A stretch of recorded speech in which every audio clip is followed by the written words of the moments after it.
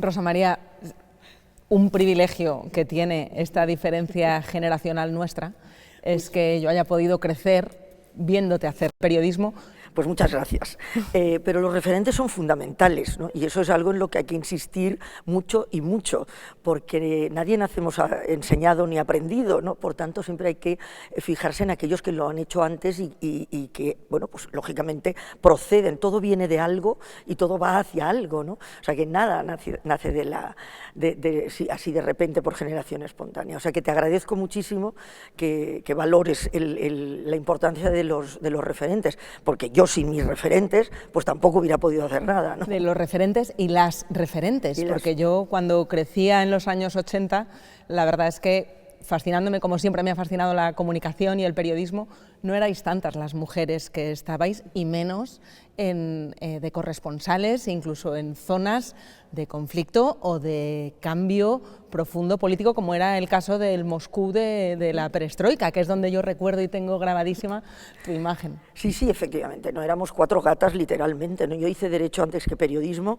y en los 60, en el 62 cuando empecé, éramos 20 y pico chicas en la Facultad de Barcelona, y en Periodismo pues 3/4 de lo mismo, ¿no? Era realmente muy complicado el tener un espacio, el que te dejaran entrar, pero ya no solo eso, ¿no? Sino que el que te dejaran hacer o te dieran las mismas opciones, ¿no? que a tus compañeros.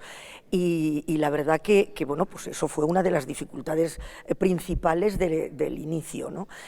Ahí es algo que hay que tener en cuenta, que las mujeres siempre lo hemos tenido y lo seguimos teniendo, ojo, más difícil, ¿eh? Yo nunca hubiera dado crédito cuando estudiaba en la facultad que en mi vida profesional todavía volvería a ser normal el que fueran mayoritariamente hombres o que fuéramos excepción las mujeres que, por ejemplo, participábamos en tertulias políticas o económicas. Jamás me imaginé que yo fuera a ser pionera de nada.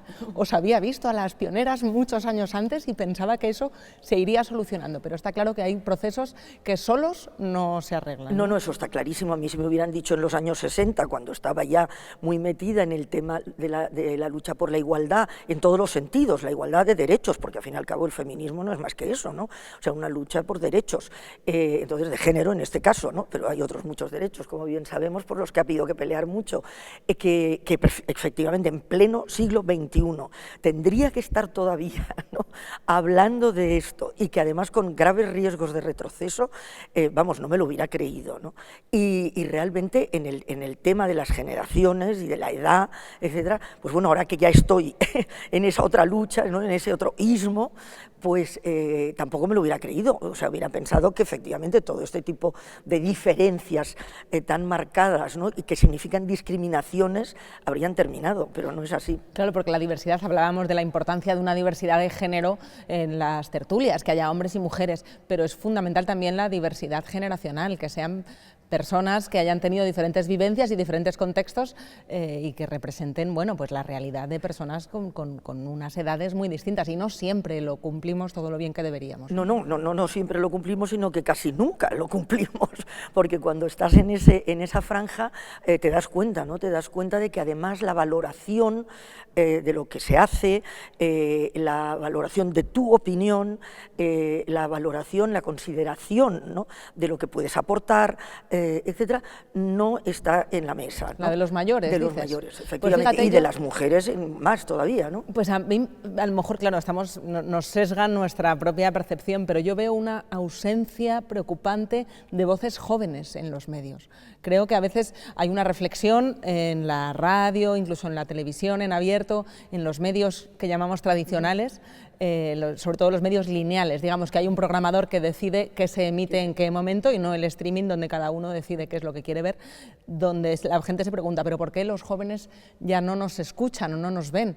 Y es que no están representados, apenas están sus voces. Es que el edadismo es por ambos extremos, o sea, es decir, y tan malo es el uno como el otro. Es decir, en el caso del edadismo frente a los jóvenes no tienen experiencia que van a aportar, cuando no, un montón de estereotipos estereotipos negativos, no les interesa, no les importa, no se esfuerzan, etcétera, ¿no? Y en el otro extremo viene a ser un poco lo mismo, pero al revés, no se adaptan, ya no saben, ya no quieren, porque para qué, etcétera, ¿no? Y todo eso es lo que hay que desterrar, ¿no? Porque todo eso es muy dañino para la construcción social, al margen de un atentado a los derechos de las personas en ambos casos, ¿no? Pero es muy dañino porque una sociedad que no es capaz de darse cuenta del valor de todas las generaciones, es decir, que la construcción del modelo social se hace entre todos, pues obviamente se va a equivocar, claramente. A mí me parece que uno de los grandes cambios que estamos viviendo en las redacciones ahora es que la gente más joven que entra tiene, no sé cómo sería hace 30 o 40 años, pero ahora mismo yo veo a los más jóvenes teniendo mucho que enseñar en lo tecnológico y en la capacidad de utilizar nuevas plataformas, que como están cambiando constantemente, digamos que antes uno entraba a aprender de becario en la redacción y no sabía hacer nada. Tenía que estar, bueno, podría aportar en cuanto a punto de vista o manera de contar las historias, pero tecnológicamente le tenían que enseñar cómo funcionaba todo.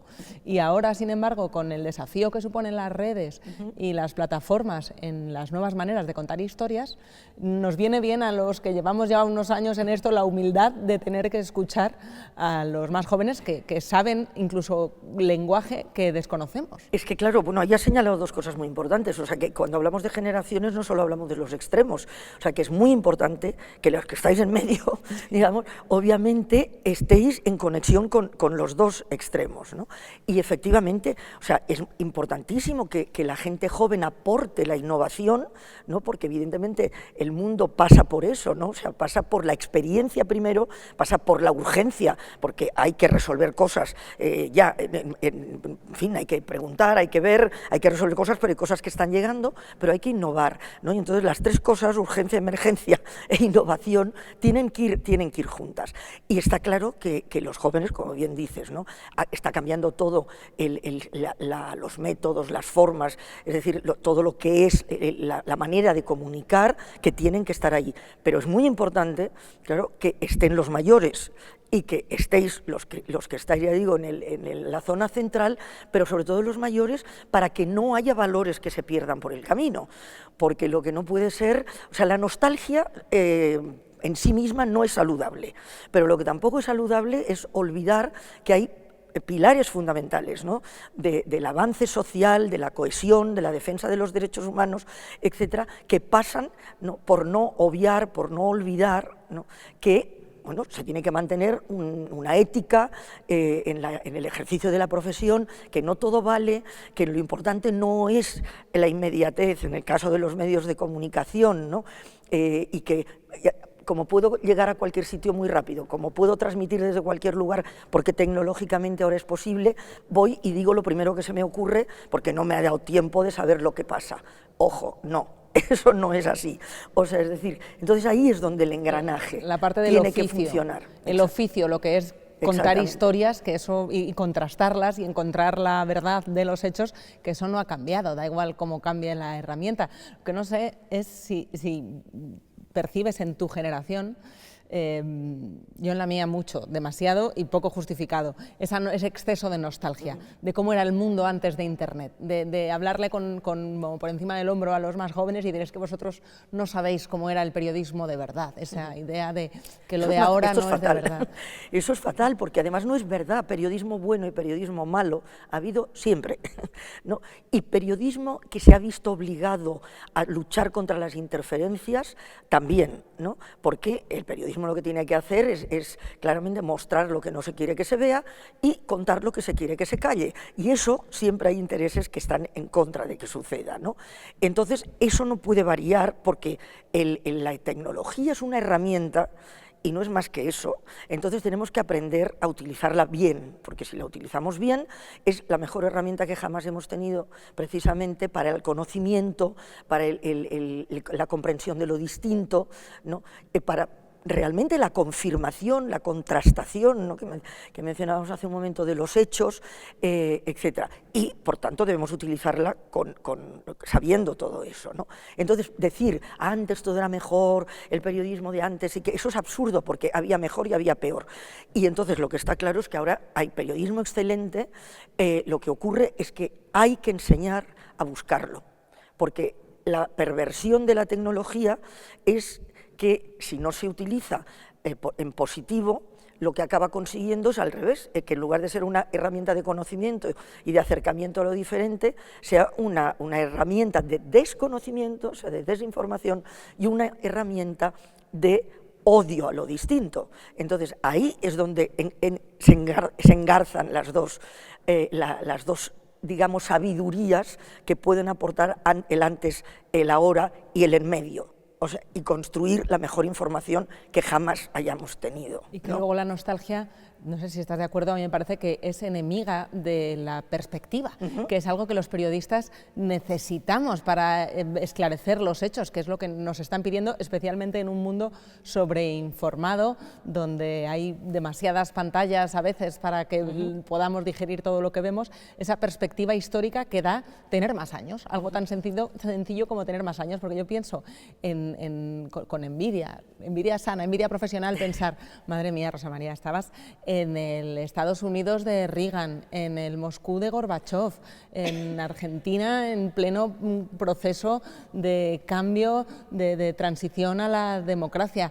Has visto caer muchos regímenes y levantarse otros, y en un momento de cambio tan profundo en lo político como tenemos ahora que estamos viviendo un mundo de transformaciones y de cambios que cuesta digerir, tener esa perspectiva, saber que todo lo que nos está pasando de alguna manera u otra ya sucedió, tiene que ayudar mucho. Ahí está, es exactamente la importancia de la memoria, ¿no? Y la memoria no se puede denostar, porque si no sabemos realmente todo para comprenderlo, hay que saber cómo se ha gestado, ¿no? Y uno de los grandes problemas ahora es que informamos de acontecimientos, pero no informamos de procesos, ¿no? Entonces es muy difícil entender qué está sucediendo. Y para eso es para lo que se necesita a los mayores, porque los procesos solo se viven con el tiempo, y por tanto el tiempo pues, es lo que tenemos por detrás los mayores, y eso es lo que hay que aprovechar. Una sociedad realmente inteligente se da cuenta de que no puede desaprovechar los talentos, ¿no? Y sobre todo eso, ¿no? Esas perspectivas y ese conocimiento adquirido que lo da la experiencia. Hay un fenómeno ahora mismo en los medios de comunicación que a mí me resulta fascinante, y este sí que es muy novedoso, que es eso que llamamos, a lo mejor de manera un poco pomposa, la hiperfragmentación de las audiencias. El que antes, cuando aparecías en televisión española, todo el mundo te conocía, era imposible que llegaras a España, todo el mundo sabía quién eras y del color que llevabas el pelo en ese momento. Pero ahora mismo hay gente hiperfamosa, absolutamente desconocida para personas de otras edades. El consumo de contenidos cada vez está más fragmentado y vemos solo aquello que corresponde a nuestros intereses, o peor, aquello que nos da la razón, que puede ser muy peligroso. En vez de tener más información accesible, más contenidos accesibles para hacernos abrir la mente, lo que estamos es cerrándola si solo consumimos aquello que nos da la razón. Claro, pero eso no es una casualidad, es decir, que esto es un diseño que se lleva tratando de conseguir desde hace bastante tiempo, porque evidentemente una sociedad desinformada o mal informada, bueno, es muy manejable, ¿no? Es mucho más vulnerable y va a tener mucho más difícil ser capaz de defender sus derechos. Entonces eso no es porque sí, ¿no? Hay realmente grandes intereses para que eso ocurra. Y es cierto que efectivamente la tecnología ha facilitado eso si se utiliza mal, pero también hay digamos, un déficit. Yo creo que nos tenemos que echar la responsabilidad, ¿no?, de no haber sabido pelear por la importancia de enseñar cómo hay que consumir la información. O sea, es decir, la alfabetización mediática, los medios son un lenguaje, como bien sabemos, ¿no? Y el lenguaje es la puerta de entrada de cualquier defensa de derecho o vulneración de derecho. O sea, ¿por qué las dictaduras tienen tanto empeño, ¿no?, en destruir la educación, en destruir los libros y en destruir el lenguaje, es decir, en cambiar el sentido de las palabras y estar utilizando eufemismos continuamente, vaciar el concepto libertad completamente de su real esencia, ¿no? Bueno, pues es porque la palabra y el lenguaje es muy importante, ¿no? Entonces, todo eso, o sea, habría que haberlo trabajado nuestra generación y las posteriores para no permitir que fuera, ya digo, arrastrado, o sea, por esa, digamos, ese mal uso de la tecnología que hace que la gente joven, no es su culpa, o sea, realmente esté bombardeada, ¿no?, con ese tipo de mensajes erróneos y que confunden. Y sobre todo, imagino, vamos, a mí me parece que desde luego tenemos una responsabilidad en hacer contenidos cada vez más atractivos, no pensar que se pueden escribir los reportajes o hacerlos como hace 30 años cuando teníamos mucho más tiempo y mucha menos competencia por nuestra atención. Ahora no hay ningún bien por el que se compita más, de manera más encarnizada, que por la atención. Y nos la están queriendo robar todo el rato y además es que el mundo está muy entretenido. Podemos ocuparnos en pantallas en contenidos de todo tipo. Claro, la información tiene que abrirse paso en el entretenimiento continuamente y hacer contenidos relevantes. Además, hay que hacerlos a menos, no basta con esperar como si fuera la misa del domingo que todo el mundo quiera informarse, ¿no? Hay que combinar y es cada vez más difícil porque hay más plataformas, la seriedad con los canales. TikTok ha sido denostado mucho tiempo como un lugar donde informar y yo cada vez tengo más claro que, oye, hay que estar porque hay que estar donde están las audiencias y habrá que hacer información de calidad y habrá que hacer información rigurosa en los formatos donde la gente esté ávida de contenidos, ¿no te parece? Eso está absolutamente, es exactamente así y realmente lo que tenemos que darnos cuenta es de que el engranaje generacional tiene que estar presente, pero efectivamente, o sea, adaptado, no te puedes quedar en lo que se ha hecho siempre, pero se puede hacer si se quiere hacer, o sea, es decir, el salto generacional no es tanto porque hayas nacido en una época o en otra, en un año o en otro, sería entre los que quieren escuchar y los que no quieren escuchar, y los que quieren realmente contar de la manera, bueno, pues más asequible y más atractiva y más accesible a todos, y los que no, ¿no? Entonces ahí es donde hay que entrar y bueno, pues que se construya una sociedad que se dé cuenta que como es para todos, hay que construirla entre todos, no la podemos construir por partes. ¿Y no te parece que hay mucho edadismo injusto con la gente ya en edad de estar jubilada con respecto a sus competencias digitales? Porque yo conozco gente de 80 y pico años que ya quisiera yo tener esa destreza a veces con TikTok precisamente, y hay personas que no tienen curiosidad también con 30 y tantos y que no quieren estar en ninguna redes sociales. Pues ese es el gran problema de etiquetar, ¿no?, de las generaciones etiquetadas.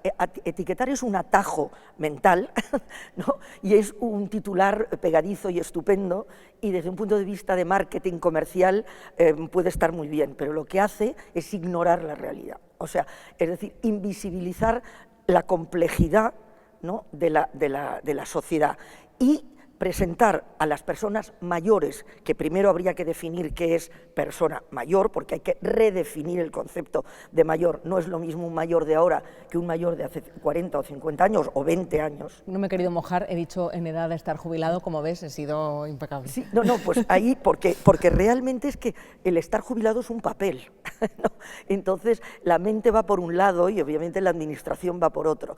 Y entonces claramente pues lo que no se puede es homogeneizar, ¿no?, el grupo de los mayores como si todos los mayores fuéramos iguales, porque no lo somos, y entonces lo que se hace es desaprovechar precisamente todo lo que podemos aportar en positivo, ¿no?, a la construcción social.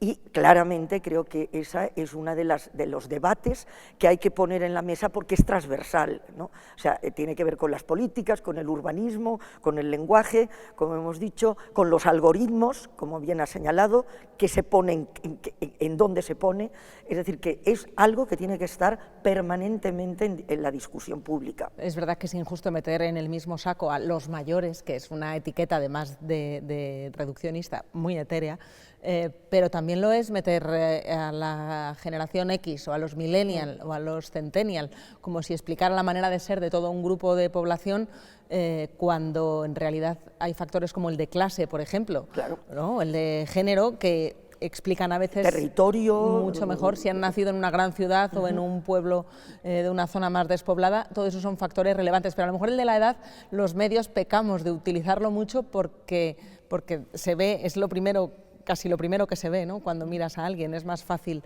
No, lo primero que se ve y lo primero que se usa para discriminar, ¿no? Y realmente se tolera una vulneración de derechos, ¿no? En las clases de personas mayores, ya digo, donde esté la línea de mayores, que no se tolerarían en otras edades, ¿no? O sea, hay claramente, o sea, circunstancias flagrantes, ¿no?, de violación de derechos, como pueden ser las aseguradoras, por ejemplo, ¿no?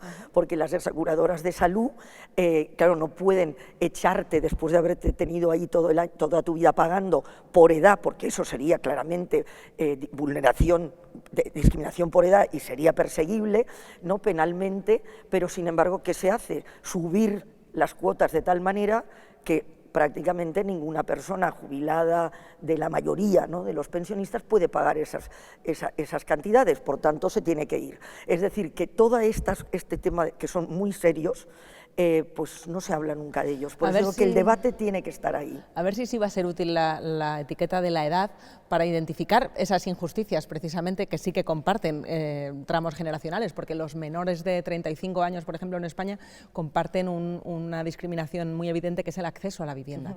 Ahí sí que están mayoritariamente todos en ese. Sí, pero fíjate cómo eso está en el debate público continuamente, y en cambio el tema de las aseguradoras de salud no lo está, ¿no? Por tanto, hay digamos también una categoría de edadismos, ¿no? Y realmente, pues claro, la del edadismo por mayor, pues es la que en este momento lo llevamos peor. Pues para eso están estos diálogos, y qué bien haber tenido la ocasión de charlarlo y de poner en el foco temas que sin duda son de relevancia social y a veces no abordamos de la manera todo lo justa que deberíamos desde los medios. Rosa María, un lujazo hablar contigo. Pues infinitas gracias, porque evidentemente espacios como este son tremendamente necesarios. Un placer estar contigo, reconforta muchísimo veros a las que estábamos, ¿eh?